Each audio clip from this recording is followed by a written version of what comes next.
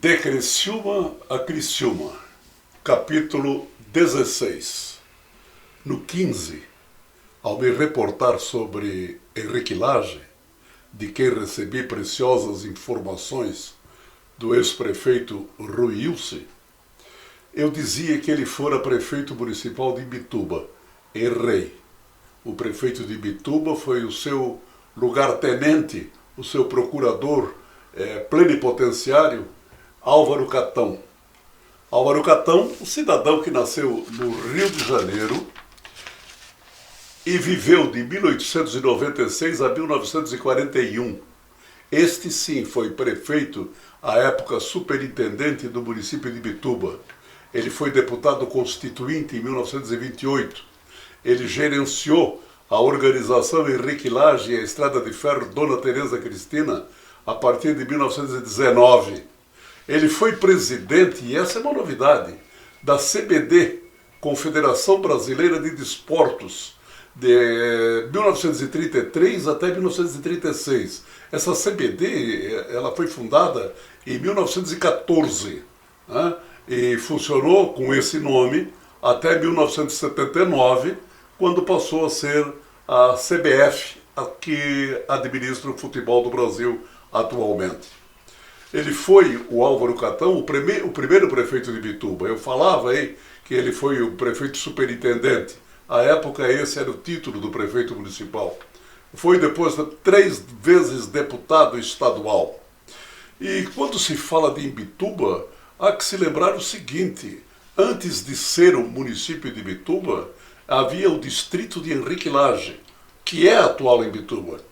E o distrito se emancipou de Laguna, com o nome de Henrique Lage, e mais tarde, por iniciativa do deputado Rui Ilse e do deputado Estivalete Pires, um da UDN e outro do PSD, voltou à denominação original de Imbituba, uma importante cidade do litoral de Santa Catarina, onde está localizado um dos maiores portos do leste brasileiro, o porto de Imbituba, que leva o nome de Henrique Lage. O produto principal que movimenta esse porto é o carvão. Eu falo, então, a partir do carvão, a vila de Criciúma começou a se expandir e agora já era citada em reuniões do governo do estado. Eu tenho, por exemplo, a informação de que em 22 de julho de 1924, o governador em exercício, Antônio Pereira Oliveira, esse mesmo governador que assinou a Lei de Emancipação de Criciúma, ele encaminhava à consideração do Congresso Representativo, que é a nossa atual Assembleia Legislativa do Estado, a sua mensagem anual. E ao discorrer sobre o carvão, que passara a ser um dos esteios da economia de Santa Catarina, ele escreveu: criado o Serviço de Mineração do Estado, em virtude da Lei número 1433, de 27 de agosto do ano passado, o ano passado é 1923, celebrou o governo até 30 de junho, próximo fim deste ano, então 1924, os seguintes contratos. Olhem só, prestem atenção. O primeiro deles, em 3 de outubro de 1923, com Henrique Lage, industrial e proprietário no Rio de Janeiro e nesse estado, para sindicar e explorar industrialmente jazidas petrolíferas e xistos betuminosos em todo o estado de Santa Catarina. Segundo, em 8 de novembro de 1923, com o Sindicato Mineiro e Metalúrgico do Brasil, Sociedade Limitada, com sede no Rio de Janeiro, para pesquisar e explorar industrialmente as jazidas de carvão de pedra e de lignito em área delimitada no município de Araranguá.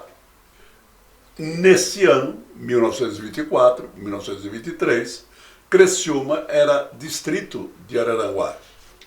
Em 13 de novembro de 1923, um contrato com Henrique Lage, industrial e proprietário no Rio de Janeiro e neste estado, para pesquisar e explorar industrialmente as jazidas de ferro, manganês, calcários, lignitos e turfa existentes dos municípios de Tubarão, Imbituba, Palhoça, Imaruí, Orleans e Araranguá.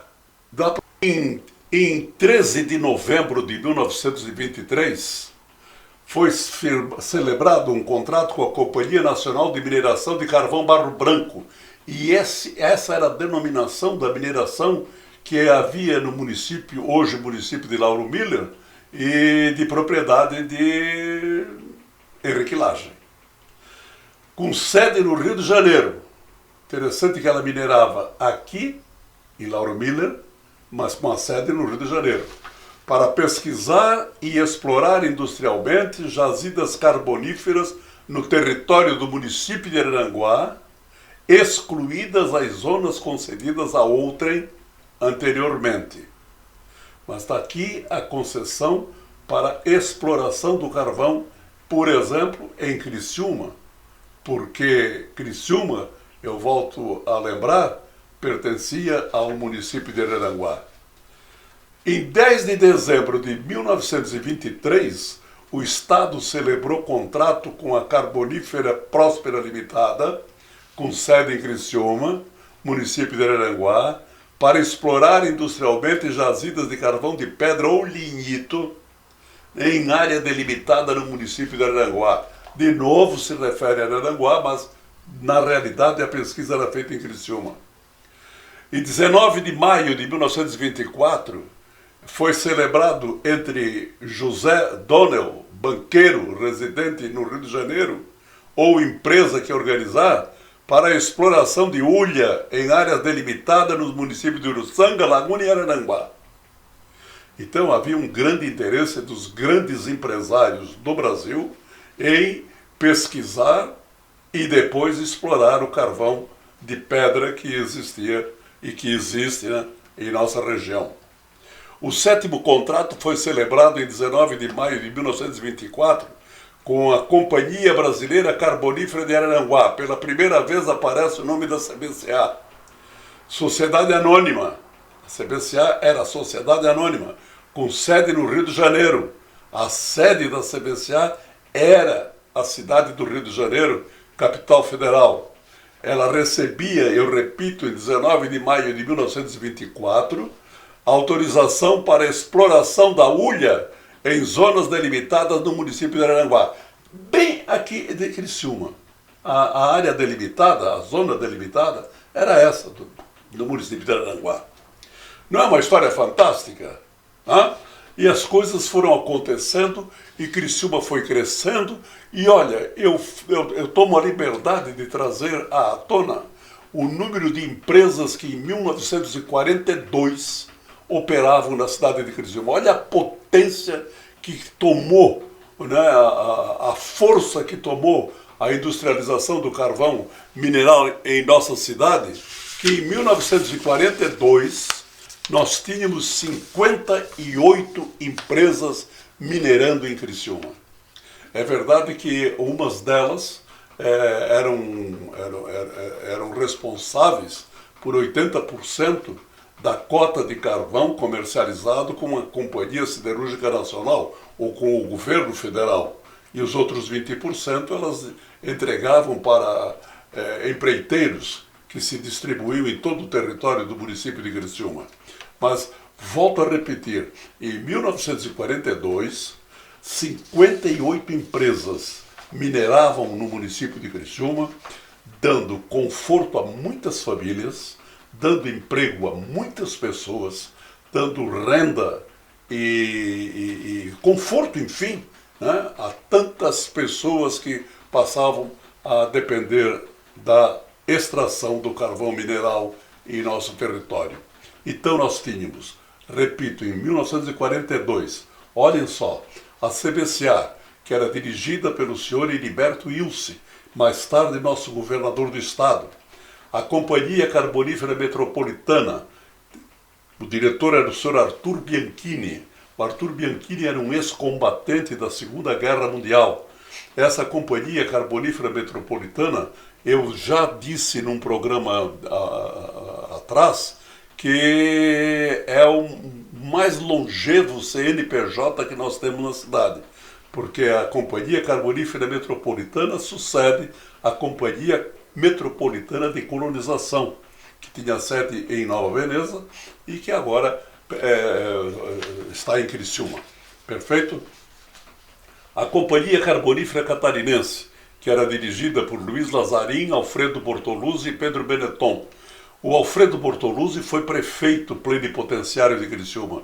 O Luiz Lazarim foi vereador, presidente da Câmara e, nessa condição, foi prefeito municipal. E o senhor Pedro Benetton, um grande industrial de tempos pretéritos. Carbonífera São Marcos, dirigida por Carlos Scavone e Mário Cripa. Sociedade Carbonífera Rio Maina, com Luiz Pirola e João Zanetti. João Zanetti começa a aparecer aí, ó. Carbonífera Pinheirinho, Martinho Zacarias. Carbonífera Montenegro, Ludovico Piazza. Carbonífera Darosa e Pianta, José Darosa era o seu diretor. Carbonífera Vai Racha. Eu não sei como é que foram inventar esse nome para denominar, né, uma empresa carbonífera. Vai Racha, então. Era o Carlos Waschlöcher e Olivério Nirenberg. Olivério Nirenberg, recordemos-nos, foi um dos 5 primeiros conselheiros do município de Criciúma, vereador. Em 1925 ele foi eleito e tomou posse no dia 1º de janeiro de 1926, com a instalação do município. Carbonífera União Operária, era seu diretor Carlos Colombo. Carbonífera Brasil, João Siquinel e Pedro Milanês. Carbonífera Colonial, Pedro Bratti. Carbonífera Próspera, Sociedade Carbonífera Próspera, Júlio Edzinski e Jorge da Cunha Carneiro eram seus dirigentes. Sociedade Carbonífera Criciúma, era de Wilson Barata. Sociedade Carbonífera Boa Vista, Luiz Sampaio Correia e José Contim Portela. Sociedade Carbonífera Herdeiros, está aí um outro nome sui generis, era dirigida por Procópio Lima. Procópio Lima foi um nome de proa da política de Içara, inclusive prefeito municipal. A Carbonífera Santo Antônio, José Zanetti. A Carbonífera Taunay, Vitório Búrigo. Carbonífera Progresso, Benjamin Bristotti e José Contim Portela. Carbonífera União, Pompílio Bento. Carbonífera Patrimônio, Arquimedes Naspolini. Carbonífera União, José Contim Portela. O José Contim Portela, recordemos-nos, naquela primeira leva lá dos espanhóis que vieram ensinar como é que se faz uma galeria de carvão, para a exploração do carvão, ele era o líder dos espanhóis. Agora ele já é minerador. Carbonífera De Luca, João Siquinel e João Paulo De Luca. Carbonífera Içarense, Procópio Lima e Antônio Colonete. Procópio Lima, acabei de informar, um grande político da Içara, foi seu prefeito. Antônio Colonete, da mesma forma. Procópio e Antônio Colonete eram vereadores em 1958, quando a Câmara Municipal de Criciúma, da qual eles faziam parte, aprovou a Lei de Emancipação de Içara. Portanto, 2 nomes muito respeitados no município de Içara e toda a região. Carbonífera São José, Fiorento Meller. Carbonífera Cruzeiro do Sul, Ângelo Vieiro. Carbonífera São Simão, Antônio Justo. Carbonífera Minato, Otávio Minato. Carbonífera São Sebastião, José João Vasconcelos.